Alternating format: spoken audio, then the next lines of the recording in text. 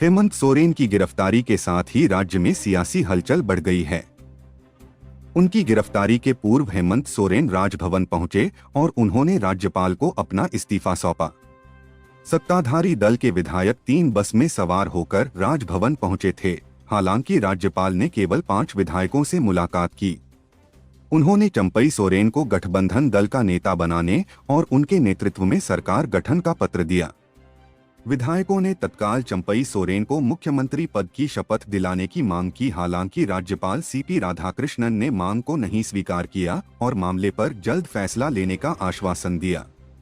मुख्यमंत्री आवास से सत्ता पक्ष के विधायक 3 बसों में सवार होकर रात 8:20 पर राजभवन पहुंचे थे। उन्हें राजभवन के गेट पर ही रोक दिया। इस पर विधायकों ने नाराजगी जाहिर की। हालांकि सभी को राजभवन के गेट पर ही रोक दिया गया। इस पर विधायकों ने नाराजगी जाहिर की। उन्होंने चंपई सोरेन को तत्काल मुख्यमंत्री पद की शपथ दिलाने की मांग की। राज्यपाल से मिलने 5 विधायक अंदर गए और उन्हें चंपई सोरेन के समर्थन का पत्र सौंपा। सूत्रों के अनुसार राज्यपाल विधि और संविधान विशेषज्ञों से राय लेने के बाद कोई कदम उठाएंगे।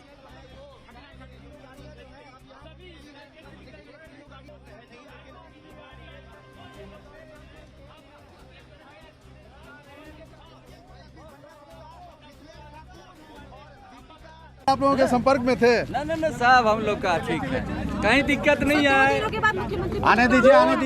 ऐसा खाली विरोधी लोग खाली वो लोग अफवाह उड़ाते हैं। FIR किया है सर, बैठक में क्या बातें हुई सर? बैठक बाकी ईडी की टीम के साथ माननीय मुख्यमंत्री जी गवर्नर के पास गए हैं। सुनने में आ रहा है कि इस्तीफा देने गए हैं। उसके बाद ही आगे की रणनीति तय होगी। तमाम हमारे विधायक साथ में हैं, मंत्रीगण साथ में हैं। जी महुआ जी, जिस तरह से मुख्यमंत्री से सुबह से पूछताछ चल रही थी, उसके बाद वो राजभवन आए इस्तीफा सौंपने, इस्तीफा देंगे क्या मुख्यमंत्री? ऐसी सूचना तो है, अभी हम लोगों से वो मिल नहीं पाए हैं, लेकिन यही बात आ रही है। मैम, आप लोगों के साथ विधायक भी जा रहे थे राजभवन में, लेकिन विधायकों को जाने हाँ, उनका जी यही निर्णय हुआ है कि चंपई सोरेन जी को मुख्यमंत्री बनाया जाए। विधायक दल के नेता के रूप में चंपई सोरेन को हम लोगों ने चुन लिया है। महामहिम राज्यपाल महोदय से निवेदन करने आए हैं कि उनको ओथ कराएं।